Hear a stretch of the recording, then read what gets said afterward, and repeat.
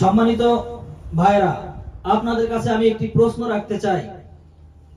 আপনারা তো অনেক রাজনৈতিক দল এখন পর্যন্ত আপনারা দেখেছেন, কিন্তু আজ পর্যন্ত আপনারা কি বলতে পারবেন ইসলামী আন্দোলনের সহযোগী সংগঠন যারা রয়েছে তাদের নেতাকর্মীরা আজ পর্যন্ত কোথায় অস্ত্র হাতে দাঁড়িয়ে আছে? এমন কোন দৃশ্য আপনারা কি দেখাতে পারবেন? শুধু তাই নয়, আপনারা কি এমন কোন ব্যক্তিকে দেখাতে পারবেন যে ইসলামী আন্দোলনের নেতাকর্মীরা কোন অন্যায় কাজের সাথে জড়িত, কোন জুলুম বাজের সাথে জড়িত, কোন নির্যাতনের সাথে জড়িত, কোন দর্শনের সাথে জড়িত, এমন কোন দৃশ্য আপনারা কি দেখাতে পারবেন? শুধু তাই নয়, আমরা দেখেছি 5ই আগস্টের পর ইসলামী আন্দোলনের নেতাকর্মীরা আপনার রাজপথে পুলিশের সাথে ট্রাফিকের দায়িত্ব পালন করেছে, ঠিক কিনা?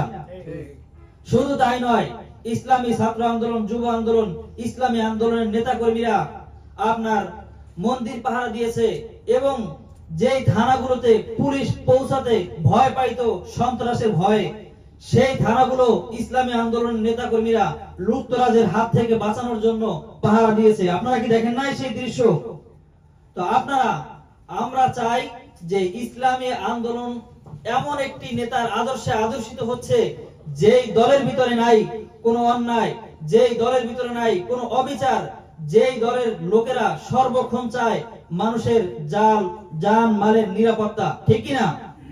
আপনারা আজ পর্যন্ত এমন কোন দৃশ্য দেখাতে পারবেন না যে ইসলামী আন্দোলন নেতাকর্মীরা কোন অন্যায় কাজের সাথে জড়িত। তো আমি আপনাদের বলবো, আপনাদের যদি রাজনীতি করতে হয় এমন দলের সাথে জড়িত হন যেই দলের ভিতরে নাই কোনো অন্যায়, নাই কোনো অবিচার, আছে মানুষের জান মালের নিরাপত্তার জন্য সর্বক্ষণিক ইসলামী আন্দোলনের নেতাকর্মীরা প্রস্তুত থাকে যে কোনো জায়গায় যদি অন্যায় হয় সেই অন্যায়ের প্রতিবাদ করার জন্য সর্বপ্রথম ইসলামী আন্দোলনের নেতাকর্মীরা ঝাঁপিয়ে পড়ে। আপনারা দেখেন নাই যে 5ই আগস্টের আগে ইসলামী আন্দোলনের আমির রাজপথে বক্তব্য দিয়েছিলেন আগামী 5 তারিখ, আগামী 5ই আগস্ট বঙ্গভবন ঘেরাও করা হবে, স্বৈরাচারকে বিতাড়িত করতে হবে। এই বক্তব্য সর্বপ্রথম আমাদের নায়েবে আমির মুফতি ফয়জুল করিম সাহেব এই বক্তব্য দিয়েছিলেন। এই বক্তব্য আপনারা শুনেন নাই?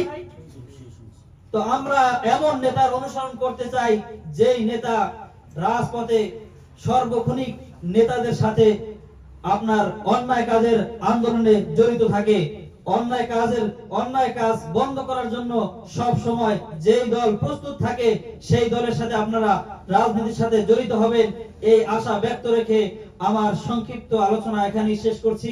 ওয়া মা তাওফীকি ইল্লা বিল্লাহ। আসসালামু আলাইকুম ওয়া রাহমাতুল্লাহ।